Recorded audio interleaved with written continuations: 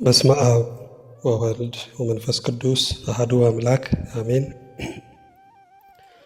ክቡር አባታችን መልአከ ብርሃን ቀሲስ አበበ ላመስግን የዚህ ታላቅ ደብር አስተዳዳሪ፣ ክቡር አባታችን ሊቀ ብርሃናት ቀሲስ ኤርምያስ ሳህሉ የደብሩ ስብከተ ወንጌል ኃላፊ፣ ክቡር አባታችን መጋቤ ሥርዓት ቀሲስ ጌቱ ኃይለ ማርያም የደብሩ ቄሰ ገበዝ፣ ላይካነ ምስጢር ስዩማን እግዚአብሔር ዲያቆናት በ40ና በ80 ቀናችሁ አባት ብላችሁ እንድትጮሁ የልጅነትን መንፈስ የተቀበላችሁ ምእመናን፣ ምእመናት፣ ሕፃናትም ጭምር በወደደንና ባፈቀረን እስከ ሞቱ ድረስ በታመነልን በአንድ ልጁ በጌታችን በኢየሱስ ክርስቶስ ፍጹም ሰላም እንደምንቆያችሁ እንደምንሰነበታችሁ አሜን። ያለ የነበረ ለዘላለም የሚኖር እግዚአብሔር አብ፣ እግዚአብሔር ወልድ፣ እግዚአብሔር መንፈስ ቅዱስ አንድ አምላክ የልባችን የነፍሳችን ንጉሥ ስሙ የተመሰገነ ይሁን።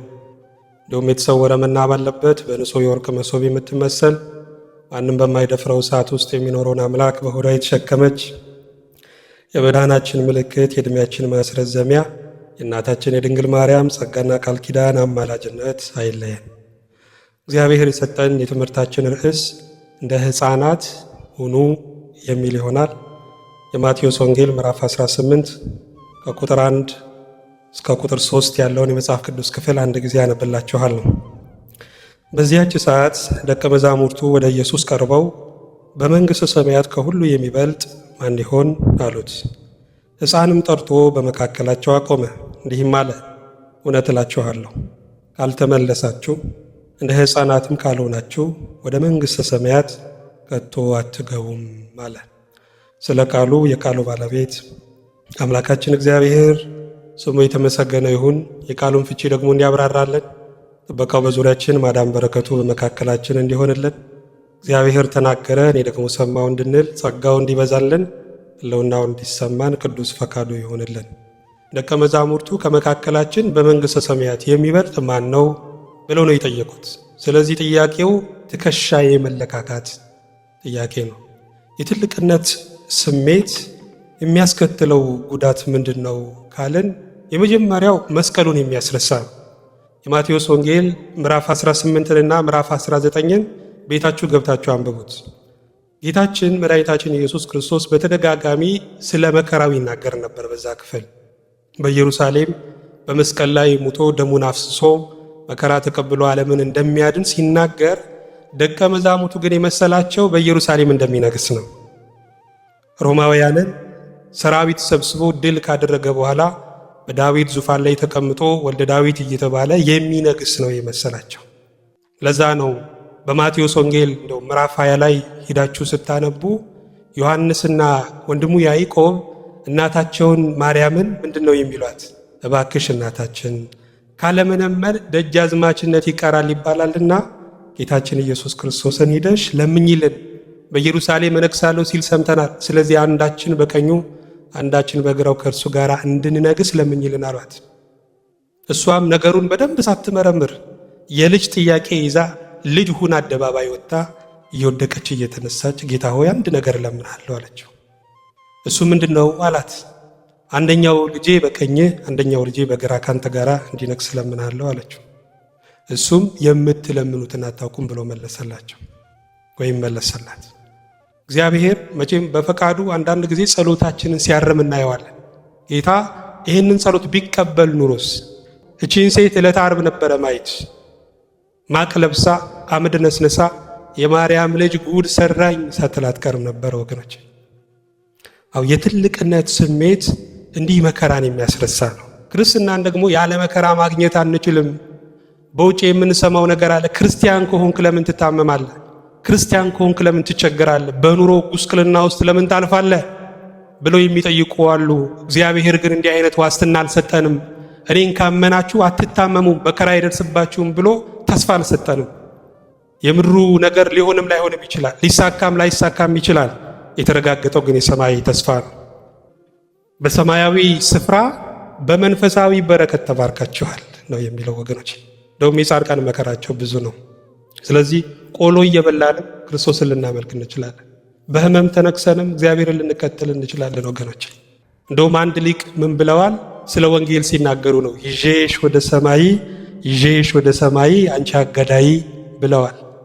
ወንጌል ያለ ሀገሯ ስለምትኖር፣ ቤተ ክርስቲያን ያለ ሀገሯ ስለምትኖር ብዙ ፈተናና መከራ አለባት። እኛ እንኳን አሁን ያለ ሀገራችን ስለምንኖር አይደለ እዚህ የሚያዋክቡ ወረቀት የታላችሁ አላችሁ እያሉ የሚያዋክቡ ወገኖች። በሀገራችን ግን እንዲህ አይነቱ ጥያቄ አለ ወይ? ፊታችን ራሱ መታወቂያ ነው። ቋንቋችን መታወቂያ ነው። ወንጌልም ያለ ሀገሯ ስለምትኖር ብዙ መከራ ትቀበላለች። በሀገሯ ግን ሕገ መንግሥት ናት። እግዚአብሔር ስሙ የተመሰገነ ይሁን። ስለዚህ ክርስትና በመከራ ውስጥ የሚያልፍ ሃይማኖት ነው። ይህንን ግን እንድንረሳ ያደርጋል የትልቅነት ስሜት። ይሄ ብቻ አይደለም፣ ክብራችን ማን እንደሆነ ያስረሳናል። ክብራችን ማን ነው ወገኖቼ? መከበራችን ማን ነው? ሀብታችን ነው? ብዙ ጊዜ ይለዋል የዘመናት ሀብት በአንድ ቀን እሳት አደጋ እኮ ሲወድም አይተናል። እውቀትም በእብደት ሲለወጥ አይተናል። ዝናም ይረሳል። ስልጣንም የሞት መንገድ ሲሆን እያየን ነው። አው የምድር ክብር ከእግዚአብሔር አንጻር ሲታይ ከንቱ ነው። የመንገድ አምፖሎችን አይታችኋል? የመንገድ ላይ አምፖሎች በማታ ነው የሚያበሩት፣ በሌሊት ነው የሚያበሩት። በፀሐይ በቀን ግን ስታዩቸው ቆሻሻ ናቸው። የዓለምም ክብር በእግዚአብሔር አንጻር ሲታይ ከንቱ ነው።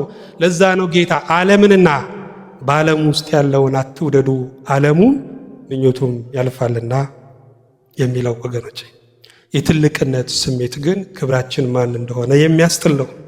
ይሄ ብቻ አይደለም፣ መነቃቀፍን ደግሞ የሚያስከትል ነው። የትልቅነት ስሜት ያላቸው ሰዎች ከሰው ጋር ያላቸው ግንኙነት እንኳን ሳይቀር የተበላሸ ነው። ሰዎች ሰላም ሊሏቸው ሲመጡ ሰላምታቸው የኔን ክብር የጠበቀ ነው ወይስ ያልጠበቀ ነው? ዝናዬን ያገናዘበ ነው ወይስ ያላገናዘበ ነው ብለው ያስባሉ። የትልቅነት ስሜት እንዲህ ቢዚ የሚያደርግ ነው። የትልቅነት ስሜት ሸክም ነው። የጥንት ሮማውያን ምርኮኞቻቸውን ሬሳ እያሸክሙ ነበር የሚቀጧቸው። የትልቅነት ስሜት ልክ እንደዚሁ የሬሳ ሸክም ነው ወገኖች፣ የሬሳ ሸክም ነው። ስለዚህ ከመነቃቀፍ ይልቅ መከባበር እጅግ ያስፈልጋል ወገኖች። ብዙ ጊዜ እለዋለሁ፣ ክብር እስካልተመለሰ ድረስ የምንፈልገው አይሆንም። ሀገር እንዲባረክ፣ ትዳር እንዲባረክ፣ ስራ እንዲባረክ፣ የምንናፍቀው ሰላም እንዲመጣ ከተፈለገ ክብር መመለስ አለበት። በሀገር የመሪዎች ክብር፣ በቤተ ክርስቲያን የአባቶች ክብር፣ በትዳር የአባወራ ክብር ካልተመለሰ መባረክ አይኖርም ወገኖች። የትልቅነት ስሜት ግን እንድንገፋፋ ያደርገናል። ይሄ ብቻ አይደለም፣ ታምርን ደግሞ እንድናፍቅ የሚያደርግ ነው የትልቅነት ስሜት። ብዙ አገልጋዮች፣ ብዙ ሰባኪያን ከአንደበታችን እሳት እየወጣ ከእጃችን ብርሃን እያንጸባረቀ አጋንንትን እያወጣን ሙት እያስነሳን በሽተኛን እየፈወስን ለዓለም ጥበብ ለዓለም እውቀት አስቸጋሪ የሆነውን ታምር እየሰራን ብናገለግል ደስ ይለናል አይደለ? ግን መጨረሻው ምንድን ነው? ሂዶ የሚቆመው በምንድን ነው ካልን በግል ጥቅም ነው፣ በግል ዝና፣ በግል ክብር ነው ወገኖች። ስለዚህ እናንተም ብትሆኑ ታምር እንዳታሳድዱ ወገኖች።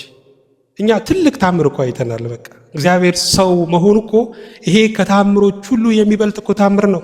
እነሆ ጌታ ራሱ ምልክትን ይሰጣቸዋል አይደለ የተባለ ምልክትን ይሰጣቸዋል። ድንግል ትጸንሳለች፣ ወንድ ልጅ ትወልዳለች ተብሎ እኮ ተጽፏል።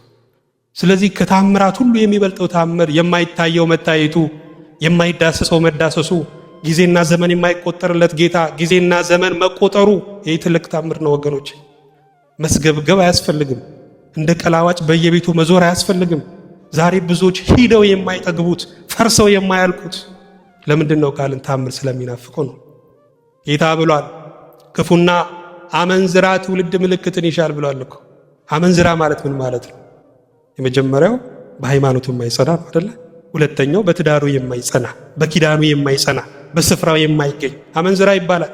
ታምርንም የሚናፍቅ ልክ እንደዚሁ ነው። በቦታቸው አይጸኑም። ውሸት ነው ወገኖች። በታምር የሚመጡ ሰዎች ሌላ በሚበልጥ ታምር ሊወሰዱ ይችላሉ። ክርስቶስን አስበው፣ መስቀሉን አስበው፣ ውለታውን አስበው የሚመጡ ግን እንደተማረኩ ይቀራሉ ወገኖች። የእርሱ እንደሆኑ ይቀራሉ። ደግሞ በማቴዎስ ወንጌል ምዕራፍ 7 ቁጥር 21 ላይ ስለ ታምር የተነገረ እኮ ነገር አለ።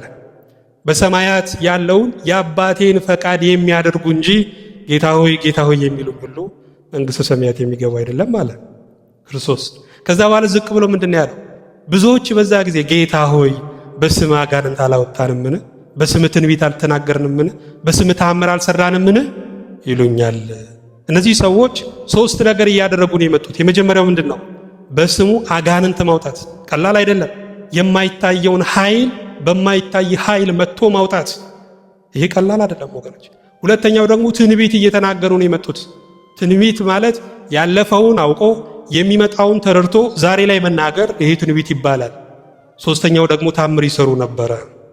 ታምር ማለት ከተፈጥሮ ሕግ ውጪ ስራ መስራት ነው አይደለ? ክረምቱን በጋ በጋውን ክረምት ማድረግ ነው። ቀኑን ጨለማ ጨለማውን ቀን ማድረግ ይሄ ታምር ይባላል። እነዚህ ሰዎች እነዚህን ሶስት ነገር እየሰሩ መጡ። ክርስቶስ ግን ምን አላቸው? እናንተ አመፀኞች ፈጽሜ አላውቃችሁም፣ ከእኔ ራቁ ብዬ መሰክርባችኋለሁ። አሁን በሰው ሚዛን እነዚህ ሰዎች ቢታዩ በእውነት መንገስ እኮ ነበረባቸው፣ አቦ አቦ መባል እኮ ነበረባቸው። የእግዚአብሔር ሚዛን ግን ከሰው ይለያል። የእግዚአብሔር ሚዛን እንደ ሰው ሚዛን የሚያጋድል አይደለም፣ ፍርዱ የሚያጋድል አይደለም። እግዚአብሔር ሲፈርድ በትክክል ነው ወገኖች። ስለዚህ አላውቃችሁም ሲላቸው እናያለን። ስለዚህ ተአምር የትክክለኛነት ማረጋገጫ እንዳይመስላቸው ወገኖች። ደቀ መዛሙርቱ በትልቅነት ስሜት ተይዘው ጌታን በመንግሥተ ሰማያት ከሁሉ የሚበልጥ ማን ነው ብለው ጥያቄ ጠየቁት። ቁጥር 2 ላይ ሕፃንን ጠርቶ በመካከላቸው አቆመ ይላል። አሁን ሕፃንን ማን ነው ምሳሌ አድርጎ የሚያስተምርበት ወገኖች? ሕፃን ነው ይውጣ፣ ሕፃን ነው ይቁም፣ ሕፃን ነው ቆይቶ ይብላ ነው አይደለም እንለው። መድኃኒታችን ኢየሱስ ክርስቶስ ግን ማንንም ስለማይነቅ በሕፃናት ሲያስተምር እናየዋለን። እኔ መጽሐፍ ቅዱስ ላይ ነው ደስ ከሚለኝ ቃል አንዱ ምንድነው ካላችሁኝ፣ እግዚአብሔር ትልቅ ነው ማንንም አይነቅም ተብሎ የተጻፈው ቃል ነው። የዓለም የትልቅነት መገለጫ ምንድነው ካላችሁ እኮ መናቅ ነው። የተማረው ያልተማረውን ይንቀዋል፣ ሀብታሙ ድሃውን፣ ጤነኛው በሽተኛውን ይንቀዋል። ቢንቅ የሚያምርበት በእውነት እግዚአብሔር ነበር። ያ 300 እና 400 ካሬ ሜትር ይዘን በጣም እንኮራለን፣ ሰዎችን እንንቃለን። እግዚአብሔር ግን ሰማይና ምድር የእርሱ ሆኑ ማንንም የማይነቅ አምላክ ነው። ሕፃንም ጠርቶ በመካከላቸው አቆመ ሊያስተምርበት። ሕፃን በመጽሐፍ ቅዱስ ውስጥ በሁለት አይነት መንገዶች ይታያሉ። የመጀመሪያው ለመልካም ነገር ምሳሌ ይሆናሉ። ሁለተኛው ደግሞ ለደካማ ነገር ምሳሌ ሆነው ሲቀርቡ እናያቸዋለን። ይሄ ለደካማ ነገር እንዴት ምሳሌ እንደሚሆኑ ብናይ ቅዱስ ጳውሎስ በዕብራውያን መልእክቱ ምዕራፍ 5 ቁጥር 12 ላይ ከጊዜው የተነሳ አስተማሪዎች ልትሆኑ ሲገባችሁ አንድ ሰው ስለ እግዚአብሔር ቃላት መጀመሪያ ያለውን የሕፃናትን ትምህርት እንደሚያስተምራችሁ እንደገና ያስፈልጋችኋልና።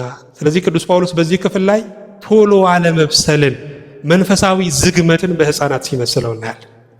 በተመሳሳይ በአንደኛ ቆሮንቶስ ምዕራፍ 14 ቁጥር 20 ላይ ወንድሞች ሆይ በአይምሮ ሕፃናት አትሁኑ፣ ለክፋት ነገር ሕፃናት ሁኑ እንጂ በአይምሮ የበሰሉ ሁኑ ይላል። በተመሳሳይ አንድ ሕፃን ለ1 ዓመት ዳዴ ቢል እኮ ደስ ይላል አይደል? 2-3 ዓመት ቢቆላጠፍ ደስ ይላል። ግን በቀጣይነት ለ2 ለ3 ዓመት ዳዴ ቢል ለ5 እና ለ6 ዓመት አፉ ቢቆላጠፍ ባይናገር ያስደነግጣል እኮ፣ ያሳስባል። ኧረ ጸልዩልኝ ያስብላል ወገኖች። ስለዚህ የሁል ጊዜ ሕፃናት አትሁኑ ነው ቅዱስ ጳውሎስ። የሁል ጊዜ ተፈላጊዎች አትሁኑ፣ ብሰሉ፣ በእግዚአብሔር ቃል ጎልምሱ ሲለን እናየዋለን ቅዱስ ጳውሎስ። ቁጥር 3 ላይ እንዲህም አለ፣ እውነት እላችኋለሁ ካልተመለሳችሁ ይላል። በምንድን ነው የምንመለሰው? በዕድሜማ አንችልም። የሰው ልጅ በኖረ ቁጥር ወደ እርጅናው ነው የሚጠጋው፣ ወደ መቃብሩ ነው የሚሄደው። በዕድሜ አንችልም። በምን እንመለስ? የመጀመሪያው በትምህርት እንመለስ ወገኖች። ሰው ደህና የሚሆነው ሲማር ነው። አንድ ሰው እንዴት ነህ ተብሎ ሲጠየቅ ስማር ደህና ነኝ ብሎ መለሰ ይባላል። የሰው ልጅ እውነቴን ነው የምላችሁ ደህና የሚሆነው መልካምነቱን ይዞ የሚቀጥለው መንፈሳዊ እውቀትን ሲያዳብር ነው፣ ሲማር ነው። ሕዝቤ እውቀት ከማጣቱ የተነሳ ጠፍቷል ነው የሚለው ወገኖች። እውቀትን የገፋ ሕዝብ፣ እውቀትን የገፋ ትውልድ መገልበጡ አይቀርም፣ መጥፋቱ አይቀርም። እግዚአብሔር ልጆቹን ቀጥተኛ የሚያገኝበት መንገዱ ታምር እንዳይመስላችሁ፣ ህልም እንዳይመስላችሁ፣ ቃሉ ነው። ቃሉን የሚተካ ታምር እንደሌለ፣ ቃሉን የሚተካ ህልም እንደሌለ እርግጠኛነት መናገር ይቻላል ወገኖች። ስለዚህ መማር፣ በመማር መመለስ፣ ይሄ ብቻ አይደለም፣ በውሳኔ መመለስ። የሰራዊት ጌታ እግዚአብሔር እንዲህ ይላል፣ በመመለስና በማረፍ ትድናላችሁ ተብሎ እኮ ነው የተጻፈው። በመመላለስ አይልም፣ በመመለስ ትድናላችሁ። አዎ ከጥፋት መመለስ ያስፈልጋል። ፍሬን የበጠሰ መኪና ሲሄድ እኮ አያስደስትም፣ ሲቆም ነው የሚያስደስተው። ምክንያቱም ፍሬን የበጠሰ መኪና በህግ አይቆምም፣ በፖሊስ አይቆምም። ሰው ገድሎ ንብረት አጥፍቶ ነው የሚቆመው። እኛም በመጣንበት ሎጂክ፣ በመጣንበት አስተሳሰብ የምንጓዝ ከሆነ አስቸጋሪ ነው ወገኖች። ጨከን ማለት መወሰን ያስፈልጋል። ይሄ ብቻ አይደለም፣ በንስሐ የምንመለስ እግዚአብሔር በተደጋጋሚ እንደሚባለው ለኛ ለክርስቲያኖች ከሰጠን ትልቁ ሀብት ምንድነው ካልን ንስሐ ነው። ሁሉ በድሏል የእግዚአብሔርም ክብር ጎሏቸዋል ተብሎ እኮ ተጽፏል ወገኖች። ያልበደለ ማን ነው? በእግዚአብሔር ላይ የስንፍና ንግግር ያልተናገረ ማን ነው? በጨለማ መካከል ውስጥ ሆኖ ሰው አያየኝም ብሎ በእግዚአብሔር እይታ ውስጥ ግን እንዳለ ዘንግቶ ስህተት ያልሰራ ማን ነው ወገኖች? ኢዮብ እንዳለ እኛ ኃጢአትን እንደ ውሃ የምንጨልጥነን፣ በመልካሙ ነገር እንኳን ሳንቀር የምንበድልነን፣ እየጾምን ክፉ የምናደርግ፣ እየጸለይን ክፉ የምናስብ፣ በመዝሙራችንና በስብከታችን እንኳን ሳይቀር አሽሙር የምናወራ፣ አሽሙር የምንናገር እጅግ ድካሞች ነን። ጽድቃችን እንደ መርገም ጨርቅ ተቆጠረ ተብሎ ተጽፏል ወገኖች። ጽድቃችን እንደ መርገም ጨርቅ ከተቆጠረ በደላችንማ ምን ሊሆን ነው ወገኖች? ስለዚህ ለኛ ደካሞች የተዘጋጀልን ትልቁ ሀብት ምንድነው ካለ ንስሐ ነው። ታዲያ እንደ ሕፃናት ካልሆናችሁ ወደ መንግሥተ ሰማያት ከቶ አትገቡም ካለ መንግሥተ ሰማያትን ለመውረስ ምሳሌ ከሆኑ የሕፃናት ባህሪ ታዲያ ምንድነው የሚለውን ነው የተወሰነ ነጥብ እያነሳው ዛሬ የምነግራቸው። መቼም ክርስትና የመሆን ሕይወት ነው አይደል? ለዛ ነው ጌታ ካልተመለሳችሁ እንደ ሕፃናት ካልሆናችሁ ነው ያለው አይደል? መጽሐፍ ቅዱስ ስታንቡ በተደጋጋሚ ሁኑ ይላል። የጠራችሁ ቅዱስ እንደሆነ እናንተም በኑሯችሁ ሁሉ ቅዱሳን ሁኑ። እግዚአብሔር ቸር እንደሆነ እናንተም ቸሩ ሁኑ። ጌታ ሩህሩህ እንደሆነ እናንተም ሩህሮች ሁኑ ነው የሚለው ወገኖች። በራሳቸው ሕይወት ላይ ድራማ የሚሰሩ ያልሆኑትን ለመሆን የሚጥሩ ብዙ ሰዎች አሉ ወገኖች። የእግዚአብሔርን መንግሥት ግን በመደባለቅ መውረስ አንችልም። እግዚአብሔር ይለያል አይደል? ጨለማው ምን ብሎ ጠራው? ሌሊት ብሎ ጠራው። ብርሃኑ ምን አለ? ቀን ብሎ ጠራው። ልክ እንደዚሁ በመጨረሻው ሰዓትም ጻድቃንና ኃጥአንን የሚለይበት የፍርድ አሰራር አለውና እንድንሆን መድኃኔዓለም በቸርነቱ ይርዳል። የመጀመሪያው ሕፃናት የተቀባባ ሕይወት የላቸው። ሕፃን ልቡም አፉም ያው ነው ወገኖች። በልቡ የሚያስበው ነው በአንደበቱ የሚናገረው ሕፃን። እኛ እኮ ተቸግረናል። አፋችንና ልባችን አንድ አልሆንም ብሎ በሽንገላ ተሰቃይተናል ወገኖች። ዳዊት ስለ 8ኛው ሺህ ከተናገረው ቃል አንዱ ምንድነው? አቤቱ ደግ ሰው አልቋልና አድነኝ፣ በሰው ልጆች ዘንድ መተማመን ጎድሏልና። አንዱ በአንዱ ላይ በሽንገላ ከንፈር ሁለት ልቡ ነው ይናገራሉ አለ። ወደድኩ ይላል ጥላቻን ለብሶ፣ አፈቀርኩ ይላል ወለትን ታቅፎ። ስለዚህ ከዚህ ሕዝብ አድነኝ አለ ወገኖች። ምናልባት በሰዎች አይምሮ ቀልደን አሹፈን ልንገባ እንችላለን። እግዚአብሔር ግን ያውቀዋል ወገኖች። እግዚአብሔር የሽንገላ ንግግራችንን ያውቀዋል። ጥርስ የሸፈነውን ልባችንን እግዚአብሔር ይመረምረዋል። ስለዚህ ከተዋደድን የእውነት መዋደድ አፈቂቤ ልበጩቤ መሆን የለብንም ወገኖች። አዎ ሕፃናት ግን የተቀባባ ነገር የላቸው፣ ልባቸውም አፋቸውም አንድ። ይሄ ብቻ አይደለም፣ ትሑታን ናቸው ሕፃናት። አንድን ሕፃን ወደ ሰርግ ብትወስዱት ወይም ደግሞ ወደ ድግስ ቦታ ብትወስዱትና ከፍ ያለ ቦታ ብታስቀምጡት ወይም ዝቅ አድርጋችሁ መሬት ላይ ብታስቀምጡት አይከፋውም፣ ምንም አይመስለውም። እሱ የሚከፋው ፊታችሁን ስትነሱት ነው፣ ፊታችሁን ስታዞሩበት ነው ወገኖች። ስለዚህ ሕፃናት ምንድን ናቸው ማለት ነው? ትሑታን ናቸው። እኛም እንደ ሕፃናት ትሑታን ካልሆንን መንግሥቱን መውረስ አንችልም ወገኖች። እንደውም የግሪኩ መጽሐፍ ቅዱስ ምን ይላል? ትሕትናን የተገራ ኃይል ይለዋል። ኃይል ከተገራ እኮ ይጠቅማል ወገኖች። ፈረሶች በትንሽ ልጓም ይገራሉ አይደለ? ስለዚህ ወደምንፈልገው ቦታ ይወስዱናል። በጣም ትላልቅ መርከቦች አሉ፣ አንድ ቀበሌ የሚያክሉ መርከቦች አሉ። እነዚህ መርከቦች በትንሽ መሪ ይመራሉ። ዝና በትሕትና ከተመራ፣ ሀብት በትሕትና ከተመራ፣ ዕውቀት በትሕትና ከተገራ ወገኖች ወደምንፈልግበት መድረስ መፍሰስ እንችላለን። ትሑት መሆን ያስፈልጋል። አንዳንድ ጊዜ ትሕትና የደካማነት መገለጫ የሚመስላቸው እኮ ብዙ ሰዎች አሉ። አይደለም። በምድር ካሉት ሁሉ ሙሴ ትሑት የሆነ ማንም የለም ይላል መጽሐፍ ቅዱስ። ሙሴ ታዲያ ደካማ ነበር? አልነበረም። አሜሌቃውያንን ፈርዖናውያንን ያስጨነቀ እጅግ ብርቱ ሰው ነበረ ሙሴ። ጌታችን መድኃኒታችን ኢየሱስ ክርስቶስም ትሑት ነበረ። እኔ የዋ በልቤም ትሑት ነኝ ብሎ ተናግሯል። ታዲያ ጌታ ደካማ ነው? የጌቶች ጌታ የአማልክት ሁሉ አምላክ ነው ወገኖች። ስለዚህ ትሕትና እንደውም የድካም ሳይሆን የኃይል መገለጫ ነው ወገኖች። እግዚአብሔር ትሑታን ያድርገን። ትሕትና የክርስቲያን ልብሰ ካባው ነው፣ የወርቅ ልብሱ ነው። የጽድቅ ስራችንን እንኳን ሳይቀር ከዲያብሎስ ቅናት የሚሸፍንልን መንፈሳዊ ሽፋን ምንድን ነው ካልን ትሕትና ነው ወገኖች። እንደ ሕፃናት ትሑት መሆን ያስፈልጋል። ይሄ ብቻ አይደለም፣ ሕፃን አማኞች ናቸው። አንድን ሕፃን ማሙሽዬ ስመለስ አውሮፕላን እገዛልሃለሁ ብትሉት አምኖ ቁጭ ነው። በቃ ይሄ በከተማው የሚሄደውን ባቡር እገዛልሃለሁ ብትሉት ቁጭ ብሎ ነው የሚጠብቃቸው ወገኖች። ለምን? ሕፃናት ስለሚያምኑ ነው ወገኖች። እኛስ እምነት አለ? መቼ ምንም ብናደርግ ወገኖች እምነት ከሌለ እኮ እግዚአብሔርን ማስደሰት እኮ አንችል። ያለ እምነት ብናስቀድስ፣ ኪዳን ብናደርስ፣ መሐሌት ብንቆም፣ ብንመጸውት እምነት ከሌለበት ከንቱ ነው። እምነት ማጣፈጫው ቅመሙ ነው ወገኖቼ። እግዚአብሔር አስቀድሞ እናንተ የምታደርጉትን አያዩም። የሚያየው የልባችሁን እምነት ነው። እግዚአብሔር ወደ አቤልና ነው የሚለው፣ ወደ አቤልና ወደ መስዋዕቱ ተመለከተ። እግዚአብሔር አስቀድሞ ያየው መስዋዕቱን አይደለም፣ አቤልን ነው ያየው፣ ልቡን ነው ያየው። ዛሬም እግዚአብሔር አስቀድሞ ዝማሬውን አያይም፣ ስብከቱን አያይም፣ ማስቀደሳችንን አያይም። እግዚአብሔር አስቀድሞ የሚያየው ልባችንን ነው። የሰበክንበትን ልብ፣ የዘመርንበትን ልብ፣ የቀደስንበት ያስቀደስንበትን ልብ እግዚአብሔር ያያል። ልብን አይቶ በረከትን የሚሰጥ ጌታ ነው ወገኖች። ስለዚህ ልባችን ለእግዚአብሔር ምቹ ነው ወይ አማኝ ነው ወይ ብለን መጠየቅ አለብን ወገኖች። በውጭ የምትሰሙት ነገር አለ። ማየት ማመን ነው ይባላል አይደል? በቃ ስታዩ ታምናላችሁ ይባላል። ወደ ቤተ ክርስቲያን ስትመጡ ግን የሚቀድመው እምነት ነው። ማመን ማየት ነው ትባላላችሁ። ለዛ እኮ ነው የአልዓዛርን እህት ማርያምን ጌታ ምንድነው ያላት? ብታምኚ የእግዚአብሔርን ክብር ታያለሽ አላልኩሽምን አላት። ስናምን ክብሩን እናያለን። ከፍ ያለችውን የማትለወጠውን የማትናወጠውን ዙፋኑን ማየት የምንችለው ስናምን ነው ወገኖች። እምነት ማለት ከሚታየው ፊት የማይታየውን ጀርባ ማየት ነው። በስጋ ዓይናችን የምናየው ነገር አለ።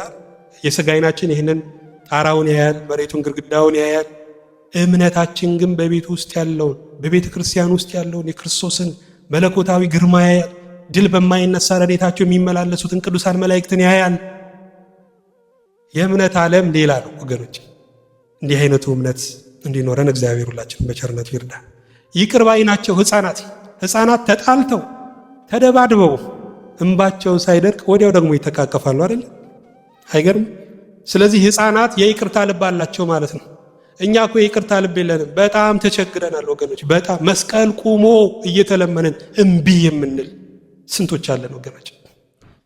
እግዚአብሔር እንዴት ይቅር እንዳለን ረስተን እንዴ! የይቅርታ ጉልበቱ የይቅርታ ኃይሉ እኮ የእግዚአብሔር ምሕረት ነው። እግዚአብሔር ይቅር ባይለንስ ከዛሬ ጀምሮ ለምትሰሩት ኃጢአት ይቅር አልላችሁም ቢለንስ አያስደነግጥም? ምክንያቱም የሰው ልጅ ከመበደል እግዚአብሔርም ይቅር ከማለት ያቆመበት ዘመን የለም።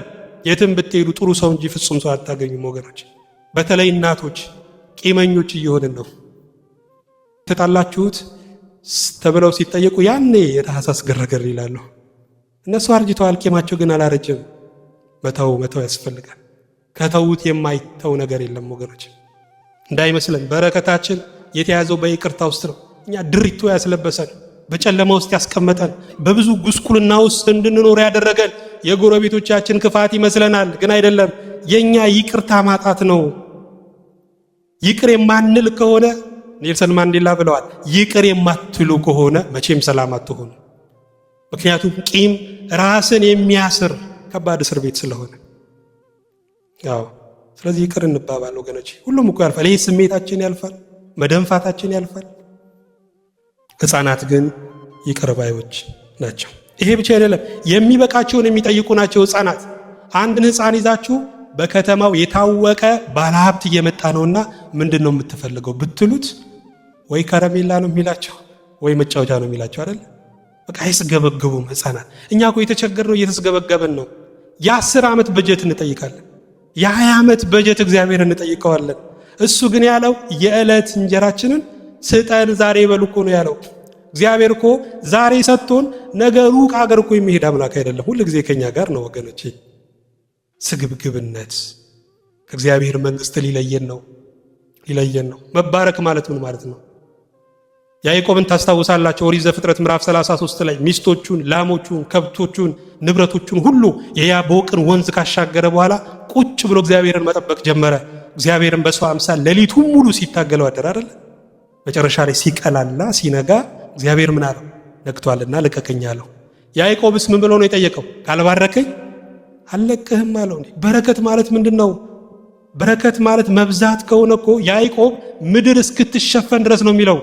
ከብቶች ላሞች ነበሩት፣ ልጆች ነበሩት። በረከት ማለት 1 ብር 10 ብር ሲሆን አይደለም፣ 10 ብር 100 ብር ሲሆን አይደለም። በረከት እውነተኛ በረከት ማለት ባለን ነገር ደስተኞች ስንሆን ነው። ልክ እንደ ቅዱስ ጳውሎስ ኑሮዬ ይበቃኛል ማለትን ከቻለን ነው ወገኖች። እግዚአብሔርን የያዘ ይጠግባል እኮ እንኳን የምድሩን በረከት እድሜንም እኮ ይጠግባል። አረጋዊ ስምዖን ክርስቶስን ሲያይ እኮ ነው በቃ ጠገበ፣ መኖርን ጠገበ። አሁን ባሪያን በሰላም አሰናብተኝ ማዳንህን በሰዎች ሁሉ ፊት አይተዋልና ብሎ ስለ ራሱ ሲናገር ታያላችሁ። እግዚአብሔርን ስታዩ ትጠግባላችሁ፣ በቃ ትረካላችሁ። ሊርበኝ ነው የሚለውን ጥያቄ እንዳትረሱ፣ እግዚአብሔር አይመልስም። ርቦኛል ካላችሁ እግዚአብሔር ይመልሳል። ገና ለገና ሊርበኝ ነው የሚል ጭንቀት ካለባችሁ፣ ሊያመኝ ነው የሚል ጭንቀት ካለባችሁ ግን እግዚአብሔር ለዚህ ጥያቄ መልስ አይሰጥም። ስለ ነገ አትጨነቁ ብሏል አይደል? ለቀኑ ምኑ ይበቃዋል? ክፋቱ ይበቃዋል፣ ውጣ ውረዱ ይበቃዋል፣ መድከሙ ይበቃዋል። ዛሬን ግን ደስ ይበላችሁ ነው። ዛሬን ግን የማመስገን አቅም ይኑራችሁ ነው ወገኖች። ሕፃናት የሚበቃቸውን የሚጠይቁ ናቸው። ሁሉም በእኩል ዓይን የሚቀበሉ ናቸው። በሕፃን ፊት ንጉሥ ቢቆም ባሪያ ቢቆም፣ የተማረ ያልተማረ፣ ግሪካዊ አይሁዳዊ ቢቆም፣ ወንድ ሴት ቢቆም፣ ሕፃን ሽማግሌ ቢቆም፣ በሕፃን ፊት ሁሉም እኩል ነው ወገኖች። በእኛ ፊት እኩል ነው።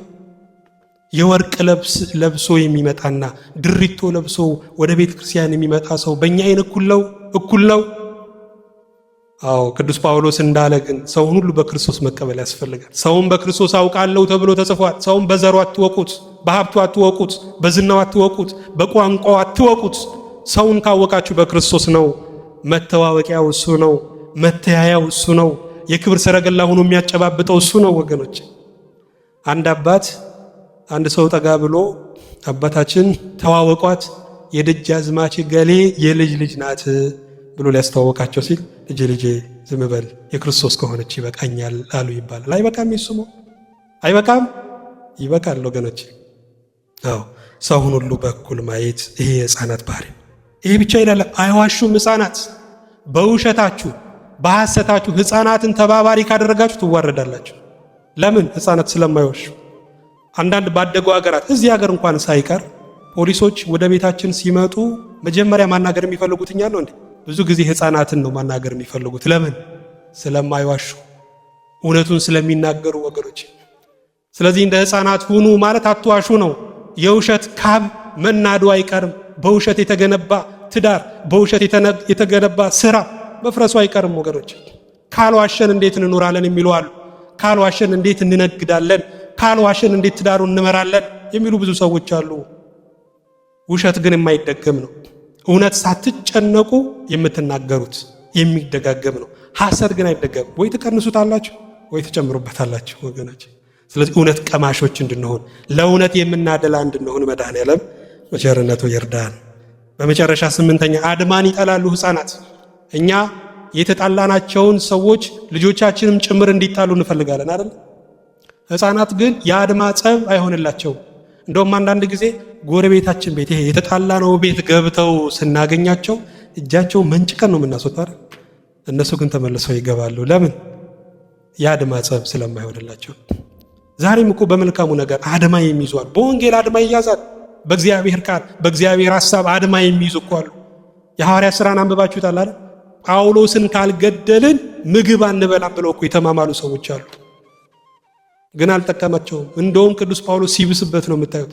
በዘመኑ የምድር ጥግ እስከተባሉ እስከ ስፔን ድረስ ሂዶ ወንጌልን የሰበከ ከ14 መልእክታት በላይ እኮ የጻፈ ነው ሐዋርያው ቅዱስ ጳውሎስ ወገኖች። የብረቱን ችንካር መቃወም ለእኛ ነው የሚብስብን። ሚስማርን በጡቻ የሚመታ ሰው ከባድ ነው አይደለ? የሚብስበት ለራሱ ነው። ስለዚህ ሕፃናት አድማን ይጠላሉ። ቁጥር 4 ላይ በመጨረሻ ይህን ላንብብላችሁና ትምህርት ልጨርስ። እንግዲህ እንደዚህ ሕፃን ራሱን የማያዋርድ ሁሉ በመንግሥተ ሰማያት የሚበልጥ እርሱ ነው አለ። ስለዚህ ማጠቃለያው ምንድን ነው? ትሑታን ሁኑ ነው። በቃ ቁመት አትለካኩ ነው። እንደውም የተራራውን ስብከት ካያችሁ ጉልህ ንግግሩ የጌታ ጉልህ ስብከቱ ምንድን ነው ካላችሁ፣ በመንፈስ ድሆች የሆኑ ምንድን ናቸው? ብፁዓን ናቸው፣ መንግሥተ ሰማያት የእነርሱ ናትና። ሀብት እያላቸው ሀብትማ የእግዚአብሔር ባህሪ ነው። እውቀት እያላቸው እውቀትማ የእግዚአብሔር ባህሪ ነው። ለእኔ የሚስማማው ድህነት ነው፣ ለእኔ የሚስማማው አላዋቂነት ደካማነት ነው የሚሉ እነሱ ብፁዓን ናቸው፣ ንዑዳን ናቸው፣ ክቡራን ናቸው። አንድም ብፁዕ ማለት ደስታና በረከት ተጣምረው የሚፈጥሩት ቃል ነው። ደስተኛም ናቸው፣ የበረከት ሰዎችም ናቸው ወገኖች። ስለዚህ ትሑታን እንድንሆን መድኃኔዓለም በቸርነቱ ይርዳን። በትንሹ ጊዜያችን የመከረን ያስተማረን አምላክ እግዚአብሔር ስሙ የተመሰገነ ይሁን።